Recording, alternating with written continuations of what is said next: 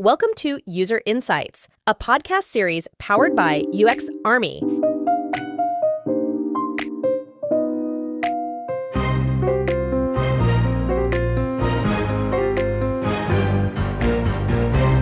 Welcome to UXArmy podcast. This podcast is called User Insights, and we have been running this quite some sessions this year under User Insights platform. I'm so glad to have you here. Would like to know a couple of things about yourself as you want to express them. I know you have been running Nomat since quite some time, and you have been through journey with a number of different kinds of organizations, be it SME, be it corporate, startups, and now your own agency, which is so good to hear and note. So I hand over to you to give a short introduction, and then we get into the topics straight away. Yeah, terrific. Well, thanks for having me, Kildeep.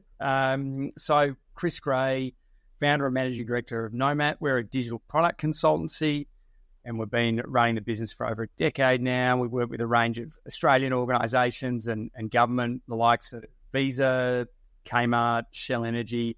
Basically, we help them with bringing fabulous products to market that lead to great, business growth and commercial outcomes. And I think you live in Melbourne. How is do you live in the deep city, or do you live in the outskirts? What do you prefer living? Is that the place you live? Yeah, I live in Melbourne. I'm not too far from the city, where our office is based in South Melbourne, which isn't too far from my home, which is just adjacent to the CBD here. So we've got the best of both worlds. We've got the cafes and market here in South Melbourne, but we're nice and close for those in-person meetings in the city. That's really nice. I live in Singapore, and obviously Singapore is all city. So sometimes I crave for the outskirts environment where the traffic is not there and life is a little bit laid back. Singapore is very fast moving. By nature, it's just going and going all the time. You're lucky to have an environment which is such a big country and both worlds, best of both worlds. That's really nice to know. And today we are going to discuss a little bit about how different engagements work between and let's say clients and the agencies. Or role of UX research service in terms of agencies, in terms of large corporates who value research, they have a research team, and then the smaller companies where research is a luxury, and even though the founders or the business leaders believe in research, there may not be enough resources to help. So in that line, the first question I have is that how do you see, as a general across these three sectors, how do you see are the client advantages if they engage an agency? Why do people engage agencies like yours? It's particularly in the current market, that's a really important question, because with tight budgets, often agencies are quite expensive. So the question becomes, why would you go to an agency? But certainly we, as an agency, offer quite a few benefits. One of the key ones is an independent set of eyes, a fresh set of eyes at challenges. We're independent of the politics, the internals of the organisation. So we tend to be, particularly with research, we can provide a fairly objective view and an objective way of facilitating research and getting to the data and the information pretty quickly without a bias of perhaps decision making or those internal politics. And then the other thing in the current environment is just having a partner like us where you can flex up and flex down. So if you've got an internal team and maybe those budgets are being a little bit constrained in the current environment, being able to go out to an agency who can give you that additional capacity at a fairly with fairly efficiently, that seems to help a lot of our partners. And then probably the final thing is just specialist skills. In the broader UX domain, obviously, things like research, particularly things like quantitative research, they are often fairly niche skills. So being able to go out to a trusted partner like Nomat, where you know that you're going to get good quality, you've got people who've done these, used techniques like maybe card sorting or surveys or what have you, and done those types of projects over and over again, means that you're going to get great results from the engagement. Personally, I feel that all those valid points, and I think personally we have seen that agencies are quite helpful because they have a rich experience working with the different kind of clients. So the practice is much more stronger as compared to a new in-house researcher or a mix of researchers who are like some are experienced, some are less experienced. So that makes a difference as well in my experience. Yeah. And another thing there is that you got the different levels of experience, but also you can bring experience from different industries to the client. So obviously we do a lot of work in retail with the likes of Kmart and Repco, which is a big automotive parts supplier here. And the people in there are fabulous, and they're really detailed on retail. But we can bring experience from finance or from banking or from government or what have you. And that is something that they often don't get exposure to. So that can be really valuable. Yeah, I think cross-discipline is something that's pretty useful. And I think that helps company like yours. In fact, add a lot of value as compared to just having in-house researchers, because like you said, the view becomes, the perspective is no more fresh because so much internally biased that always thinking about their domain, their problems, which is not absolutely, let's say, unbiased. So I definitely see that value. Also, you may receive, being an agency, design agency, you may receive a lot of requests. Some of those requests may be even varying depending on the size of the organization that engages your services. So how much variation do you see at a high level among these requests that come your way? Yeah, look, in Australia, we still see a lot of diversity from the most mature digital organisations to those who are still relatively new, even in 2024, on their kind of transformation journeys.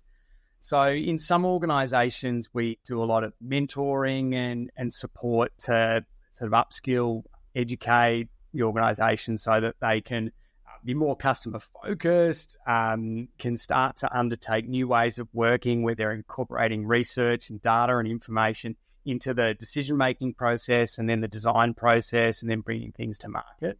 But then we work with other organisations that have got, big design teams, mature, design leaders who've been working in the space for years. And often in those sort of instances, they'll come to us and they'll say, can you do a round of usability testing for us, or can you do some discovery work and produce a customer journey map?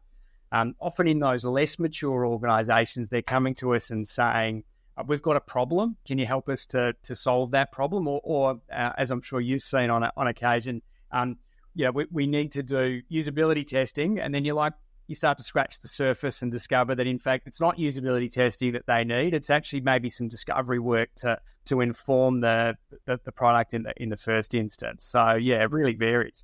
Do you still see that in Singapore? Yes. So we see that a lot. And it's quite normal and observed often that people don't know what they need because the field is so non-standard in terms of the terminology that people come up with like exactly as you said, with different requests, and it turns out that they need something different than what they think they need. Yeah. So then we help them with the discovery of it and then suggest the right research approach. Of course, we have a place where we stop and we have our own ways of doing things. Just moving on, what are the typical challenges that you see as an agency, especially when it comes to resource constraint? Like one of the point you mentioned that agencies should have the capability to scale up and scale down when the need is on the client side, which also means that you have to keep your your resources pretty balanced and optimized. So what are the challenges you face? Maybe top 2 challenges in terms of resource handling. So the challenges that we face as an agency, or the challenges that our clients tend to face? Challenges that you face as an agency. Wow. Look, the big one is really scheduling and resourcing, as you've, I think, alluded to there. It's in an agency, we often feel like you've either got one or two problems. You're either too busy and you're trying to work out how you're going to resource a project, or you're not busy enough and you're trying to work out how you're going to sort of get people working and get them billing, so that you've got that consistency. That seems to be the age-old challenge. And then when we're busy on client projects, we're often not doing as much business development work. We're a small team here at Nomat. I believe in being specialists and having a team of people who are really focused on human-centered design, research strategy, and UI design and digital product. And that being that's what we do. We focus on that so we can do it really, really well. And as a result of that, we're a relatively small team. But yeah, there's a lot of benefits of that. We're able to maintain quality. We're able to do fabulous work and have some really deep, meaningful relationships with clients. Yeah. I think in my experience, there has been also a different times of the year have different demands. At the same time, there are clients who tend to be more stable in terms of requirements. So they are the ones who maintain a thing. But then there are times where we do our own research at UXArmy. So that's how we balance things, being a research platform company mainly. Yeah, it's fabulous. I've seen that you have experience across different organizations. You worked in a startup. You also, as in relatively very small company, you have worked for organizations like Seek, which is tending to be a bit big corporate, and now you are running your own agency. I'm curious, like what kind of, if you talk to a researcher who is looking to make their career in this field, or they're already in this field, how would you separate out the nature of the roles in different in these 3 segments, being SMEs, where there is not much awareness or not much budget to do research, whereas another one where you have an agency where we are serving clients who need research, and then there is a company which is a corporate, which is serving their own needs, and they usually have a sizable team to address the UX research. Look, all of those scenarios are so different, and they've got, there's obviously a lot of similarity in that the broad job description is essentially the same. You might be a researcher within those 3 environments, but the nature of the work is really quite different. And probably the headline amongst those 3 roles is that in a startup, you've got to be super pragmatic, you've got to be super efficient, you've got to be super aligned to the commercial outcomes. Whereas in a corporate and an agency, I think they're a bit more similar. A corporate and agency, it's a lot more about stakeholder management. It's about relationships. It's about bringing the evidence to the table, creating good arguments. Just to perhaps provide a bit of context there. So 5 years ago, I was a co-founder of a fintech by the name of Nemo. And that's basically it's a SaaS product, an online lending platform, where we were the first to market in Australia with kind of the digital end-to-end lending. So data collection, decisioning, right through to onboarding and like settlement and onboarding. And that was a really cool platform. We helped scale that to get over sort of $1 million annualized revenue, and the platform's won quite a few fintech awards and the like. So that business is still going really strong. And then in the past, I've also spent some time looking after UX at Coles, which is one of the two major supermarkets here in Australia. And then, as you're saying, I work in an agency now. So I've sort of reflected in recent times over the differences in those roles, and and what you have to bring to the table. I think you're talking about the kind of the journey and from a researcher standpoint. I think from a career standpoint, in my mind, there's different times that are really beneficial to be in those different environments. Yep. I like the idea of a career researcher starting in an agency or in a big corporate where they've got fabulous mentors, where there's systems and process in place, where they can get their reps up, they can get the opportunity to run discovery research, run workshops, run usability testing, observe great practitioners doing those, practicing those techniques, see great practitioners working with stakeholders and building rapport and relationships and all of those great things. And I just love the idea of a young researcher getting the opportunity to get a lot of feedback, refine those skills, watch and mirror people. And that's certainly one thing we do here at Nomad is we, when we bring people into the organization, we give them a lot of support. We do monthly sort of check-ins and mentoring sessions with the team to, provide feedback and help to upskill and grow people. But I think that like a startup, for example, is a great opportunity for a sort of more mid-career researcher to be able to be that team of one, to be working with the directors of the business, to be much more keyed into the commercial side of the organization. And that certainly was a huge part of the research we were doing at Nemo, it was really about how do we get the next client on board? How do we drive revenue? How do we do research in a really efficient and meaningful way? And taking a really critical lens on what are the things that need to be researched and perhaps what are the things that we can maybe part of the UI is used very infrequently by, they get onboarded once. Maybe we don't need to test that as with customers if we've got finite time and finite resource to do testing. But maybe that part of the interface, which is perhaps the loan registration form or the loan data collection form, that might be something where we need to test with customers. So yeah, and I think that's a really important thing in our industry. Yeah, is that commercial side of things. So yeah. No, great advice there. I think I agree with you, and my experience has been also similar that different kind of engagements bring different kind of experience, and I think all kinds of experience are necessary for growing the career. And I think one of the main responsibilities of researchers, no matter where they are, is about understanding and the thing about stakeholder management and communication.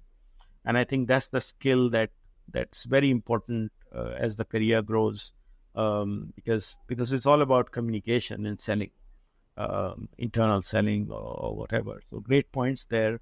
One thing I've seen though is in very large agencies, the researchers, let's say, if a researcher wants to have an experience with an agency, because the idea is that a lot of work happens there, it's intense and so on. And I'm talking about not a boutique agency like Nomat, but I'm talking about agencies which are huge in nature. There has been a tendency visible to me by the interviews that I have conducted of new hires that we want at UXArmy, that there is significant burnout to some of the people, because in some cases they become more like a cog in the whole machine, and they are continuously executing, churning out a specific type of work. Yeah. So it becomes a routine. Yeah. And then what do you suggest? What's your advice for such researchers who are like stuck in that mode where they're getting paid, they have a good brand name of an agency, but all they're doing is next, and so on. Yeah. I mean, I think the first thing is when you're taking any role, particularly as a junior, you need to be really considered about your manager or the people within the organization, because I think that's your best opportunity to learn and to grow. I think there's benefit in doing things a repeated number of times. I think one of the challenges I see in our industry is UXers who are perhaps generalists They might have done some card sorting 3 years ago, and then they get brought in to do another card sorting project. Well, if you haven't done card sorting, over and over and over again, it's quite challenging to be really good at doing that type of technique. So I think there is value in doing that. But if you can pick the right manager, that can help. Then I think you need to be really proactive within an organization, and this idea of like being the CEO of your own career, like it's your career, you need to take ownership of it. Are there other people in other departments who you could get an opportunity to work with? Is there if you're, say, stuck on usability testing, but someone else is doing a lot of workshop facilitation, can you ask to shadow them and just go along and get involved in that? Can you speak to other people, particularly big organisations and big agencies? If you've got industry teams or if you've got technology teams or what have you, it can be a really good opportunity to try and move laterally. And that lateral move can perhaps give you access to some new skills, and maybe that can give you an opportunity to move into a new organisation. But I think it's important to be proactive. Yeah, great suggestion. And I think the point that you mentioned about be the CEO of your own career, I mean, that's something which is a pretty useful advice, because often, especially younger folks, get into the mode of accepting and like you mentioned, lateral movement in the organization. That might be possible, but probably it's not just being explored. And also another great point, like how to talk to people, talk to colleagues around you who are doing different roles, and probably figure out that can take away some of the burnout and the boredom that kind of gets created with doing the same job over and over again. So very valuable. I would also like to explore a bit on the other side, where UXArmy is more heavily involved, like in terms of automation of research, in terms of using tools, platforms related to user research. How do you see agencies like Nomad trying to take maximum benefit of these tools going forward in your work? Yeah, it's a really interesting question. Over the years, the tools that we've used have sometimes been influenced by our clients. So, for example, Kmart, one of the big retailers here in Australia, they had a number of platforms that they were basically signed up to, and we would often come in and utilise their account, their platform to do research. There's certainly been other instances where we've helped organisations set up their design practice. So one of the government departments here, we've done a lot of work with them to help them set up their practice. And in that instance, we'll often make recommendations about tools. One of the big challenges that we find with the various platforms is often the need to have an annual subscription. So if we have to have an annual subscription, it can be quite challenging to amortize that effectively across a range of different clients. And at the start of the year, when we're paying for that subscription, we don't necessarily know how many of a certain type of project are going to come our way during that year. We can guess based on the 11 past years of business that we've been in, but the next year doesn't always match the last. So I think more flexible billing would be something that would really help us with being able to use tools more flexibly, and then sort of recommend them to our clients. That's an interesting perspective, because at UXArmy we are planning to address that need. We are working and we are building a way where billing can be simplified and adapt to different user segments that we have. But more of it in another discussion. So when it comes to skills and experience of especially user researchers who join your team, or even for that matter, including designers, because designers are expected these days to also perform usability testing, for example. Yeah. What are your other go-to skills that you expect an incumbent to have when they join Nomad? Yeah, I think the first thing is perhaps a personality trait around curiosity and a desire to learn and to understand. I think the best designers I've worked with over the years are the ones who are innately curious and want to pick things apart and understand things. So I think that's a trait that good designers need. I think ideally people come with some understanding of the scientific method. I personally studied psychology at university, and I feel like that gave me a really good grounding for research, for minimizing bias, for understanding human behavior, and sort of coming at research in a way that I'm going to be able to be confident in the findings that I'm able to obtain from that research. And that's probably one of the flaws I see at times in the research that gets done in the broader digital domain.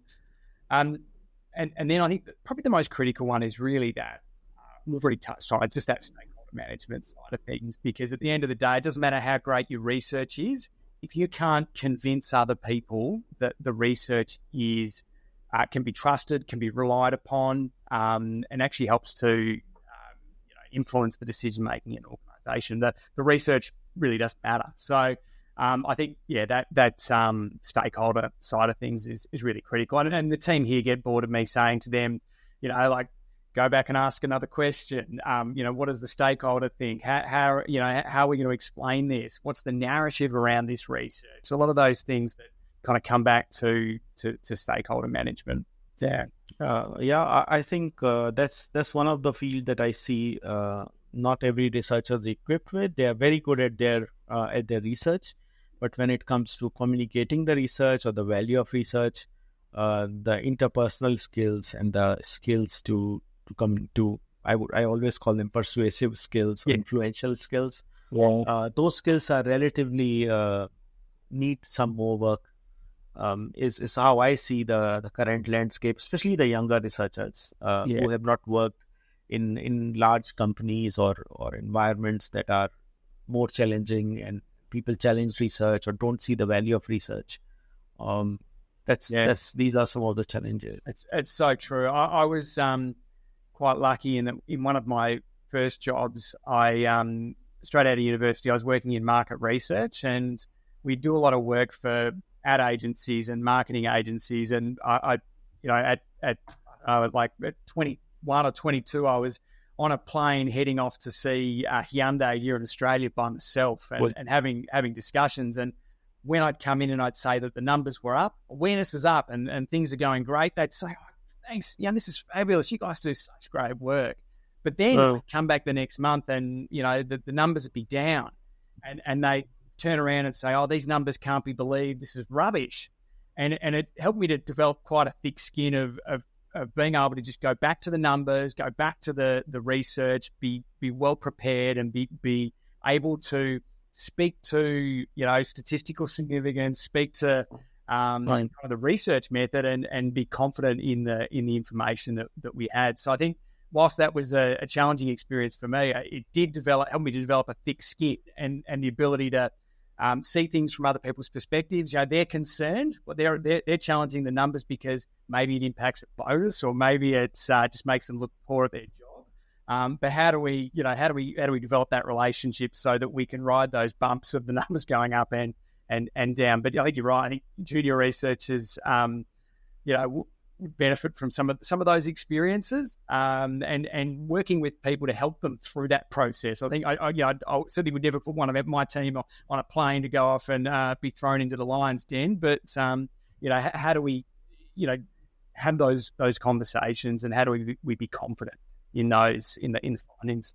Yeah, great. I think with that we have almost come to the end of this discussion. I want to thank you for sparing your time. I know you have a busy schedule, and in that helping us with our User Insights podcast, and then spending some time with us, sharing your views in a candid manner. We really appreciate that. So have a great day ahead, Chris. Yeah, look, thanks, Kilday. It's been a pleasure. Thanks for having me, and really appreciate all the great work that UXArmy does. So thank you. Thanks again. See you. Bye-bye, Chris. Thanks, Mark. Ciao. Thanks for joining us on this episode of User Insights. We hope you gained valuable insights from our conversation.